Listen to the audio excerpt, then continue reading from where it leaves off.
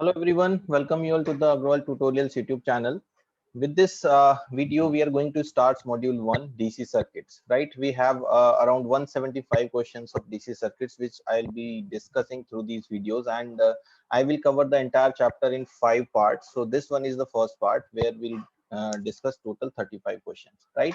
So we have already covered transformer, DC circuits, single phase induction motor, 3-phase induction motors.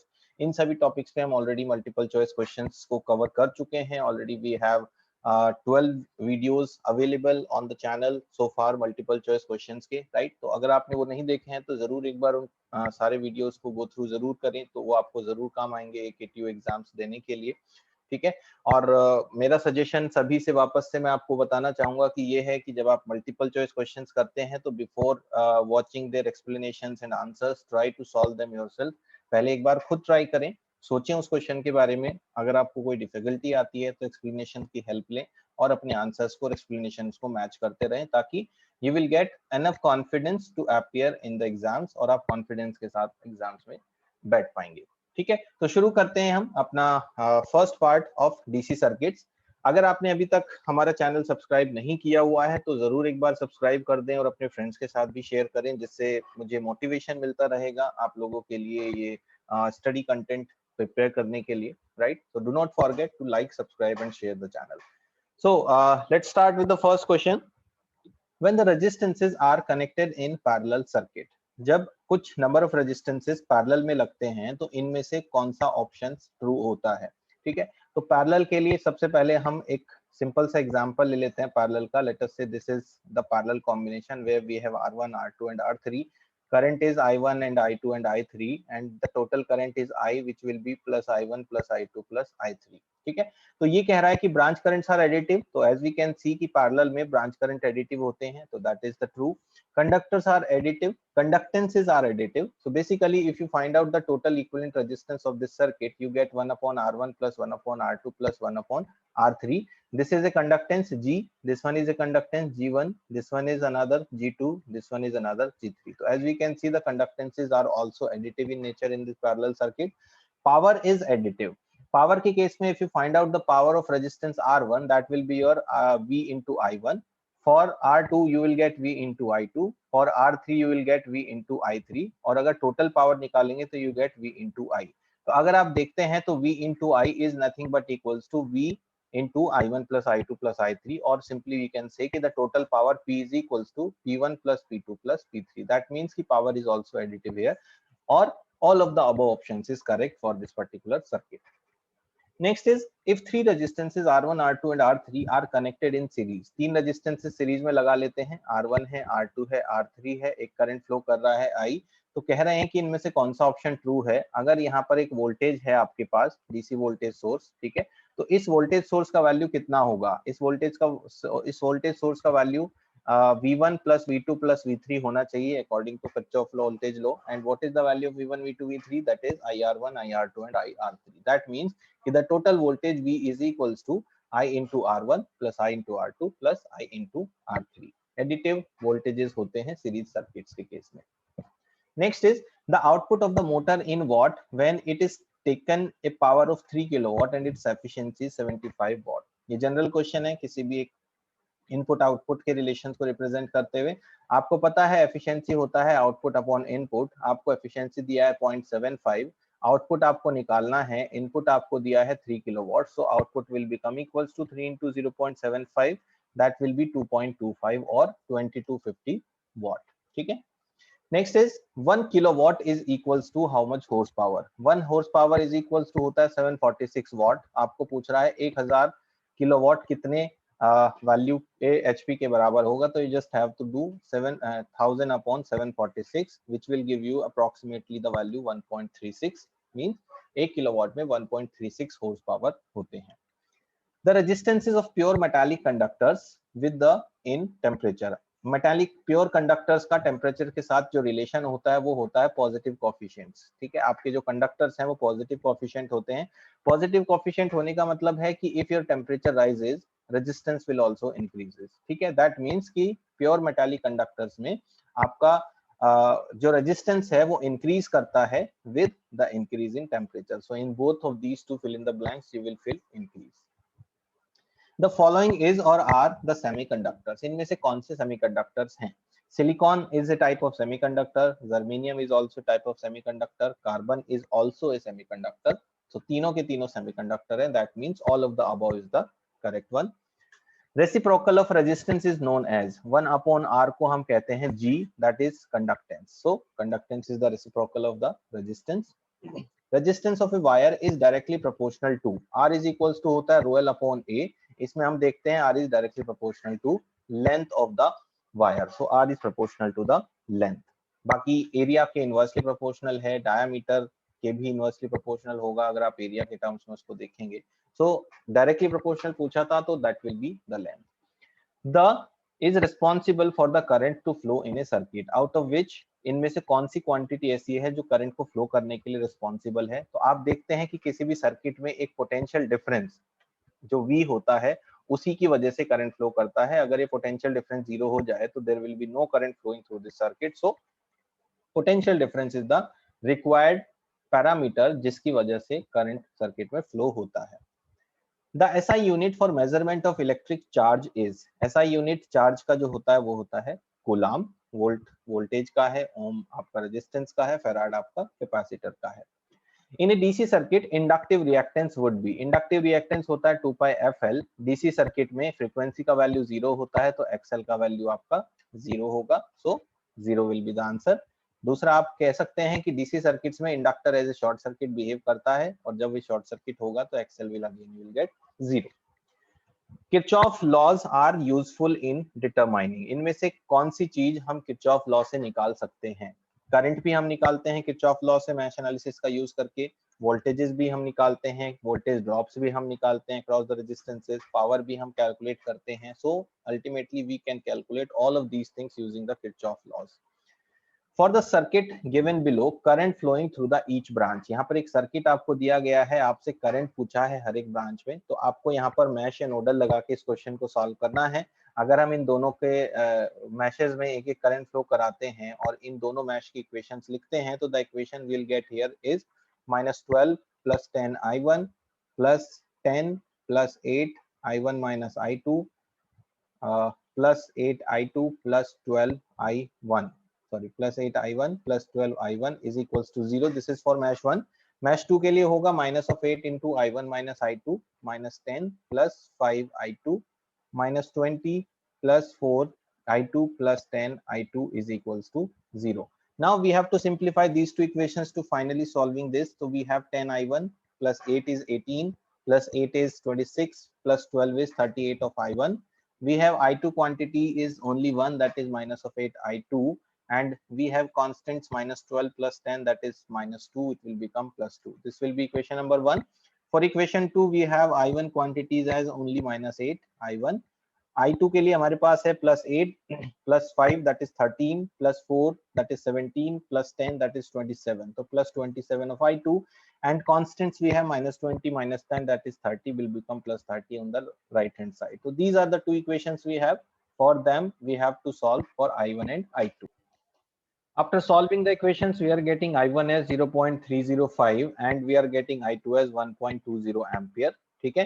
उसके बाद अगर आप centre branch की current निकालेंगे I1 minus I2 करके तो you will get 0.0305 minus 0.120. That will be minus 0.895. ठीक है.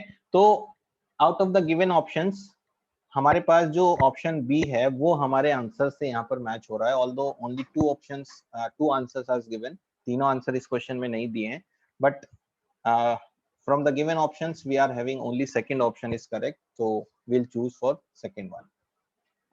Next is for the given circuit the current in the branch A B. ये आपका ब्रांच ए बी है जिसमें हमें करंट कैलकुलेट करना है. हमारे पास ये सर्किट है, इसमें हम मैश या नोडल अगेन फिर से कुछ भी लगा सकते हैं. तो let's apply the nodal analysis here. This time let us grounded this particular here. ऊपर हमारे पास V1 है, यहाँ पर हमारे पास V2 है. These are the currents which are flowing in the circuit. So at junction 1 हमारे पास जो इक्वेशन बनेगा वो होगा V1 -100/25 plus V1 upon 30 plus V1 minus V2 upon 20 is equals to 0 and second junction पे हमारा इक्वेशन बनेगा V2 minus V1 upon 20 plus V2 upon 20 minus 10 is equals to 0. In equations को simplify करेंगे solve करने के लिए. After simplifying these equations, we are getting this is equation number 1, this is equation number 2, and when solve these two equations, we get V1 and V2 is these values. Now we have to find out the current in AB branch, that should be VA upon 30. So this is our V1 upon 30 karenge, so you will get approximately 3 point something. So out of the given options, 3 ampere will be the correct choice here. Next is, according to the Thevenin's theorem, any bilateral network can be replaced by a network with. एक Thevenin equivalent circuit हमें पता है कुछ इस तरह का दिखाई देता है जिसमें एक VTH होता है, एक RTH होता है. This RTH is an equivalent resistance connected in series with this independent voltage source. So we have an independent voltage source in series with the equivalent resistance. Second option will be the correct choice.